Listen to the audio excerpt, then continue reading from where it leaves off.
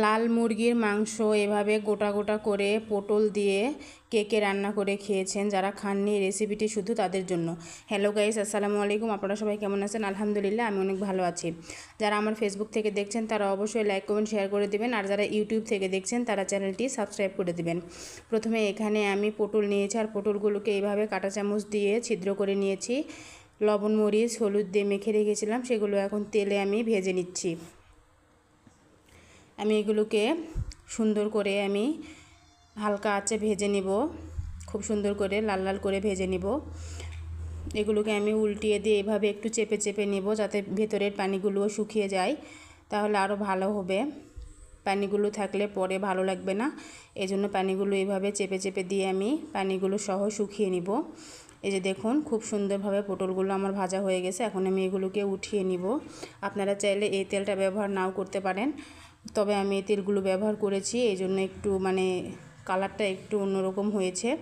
এখানে আমি পেঁয়াজ কুচি, কাঁচামরিচ, শুকনো মরিচ, তারপরে গরম মশলা যেমন দারচিনি, তেজপাতা, সাদা এলাচ, কালো এলাচ সব কিছু দিয়ে আমি তেলের মধ্যে এগুলোকে হালকা করে ভেজে নিয়েছি। তারপরে এখানে দিয়ে দিলাম গোটা জিরা, দিয়ে আমি এগুলোকে ভালোভাবে ভেজে নিচ্ছি। ভেজে নেওয়ার পরে এখানে দিয়ে দিব স্বাদমতো লবণ, হলুদের গুঁড়া, মরিচের গুঁড়া, আদা রসুন বাটা সব কিছু দিয়ে আমি সামান্য একটু পানি দিয়ে এগুলোকে খুব সুন্দর করে কষিয়ে নিব।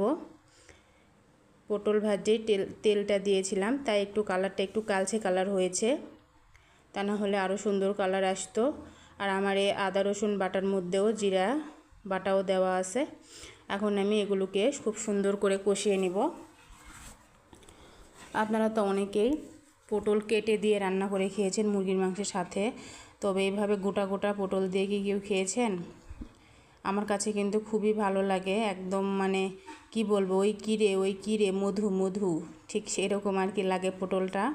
এখন আমি এখানে 3টা গোটা রসুন দিয়েছি, কারণ আমার বরের খুবই পছন্দ গোটা রসুন, দিয়ে দিয়েছি। এখন আমি এখানে মুরগির মাংসগুলো দিয়ে দিলাম, দিয়ে এখন আমি খুব সুন্দর করে পানি ছাড়াই কিছুক্ষণের জন্য এগুলোকে কষিয়ে নিব।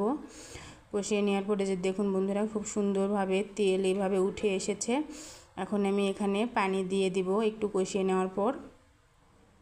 এই মুরগির মাংসগুলো যেহেতু শক্ত, তাই কিন্তু অনেক পানি লাগবে সিদ্ধ হতে, তাই আমি এখানে অল্প অল্প করে পানি দিয়ে আমি সিদ্ধ করে নিব, একবারে বেশি পানি দেব না।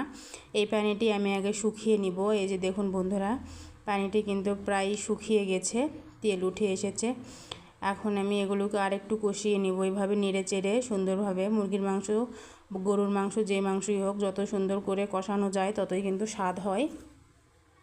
এখন আমি এখানে পানি দিয়ে দিব এরকম গ্লাস দিয়ে 2 গ্লাসের মতো, একটু কম দিব অবশ্য, 2 গ্লাসের থেকে দিয়ে দিলে মাংসটা আমার প্রায় সিদ্ধ হয়ে যাবে। এই যে দেখুন কত সুন্দর কালার এসেছে এবং সিদ্ধ হয়ে গেছে মাংসটা প্রায়।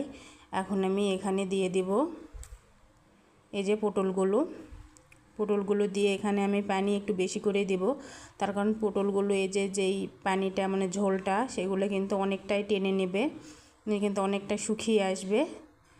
দেখুন বন্ধুরা, এখন আমি এগুলোকে পানি দিয়ে রান্না করে নিব।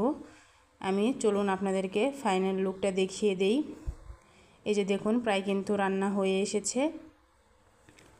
যারা আমার ভিডিওটি ধৈর্য সহকারে দেখলেন তাদেরকে অসংখ্য ধন্যবাদ বন্ধুরা। আর যারা এইভাবে রান্না করে খাননি, অবশ্যই আমার রেসিপি দেখে একবার রান্না করে খাবেন।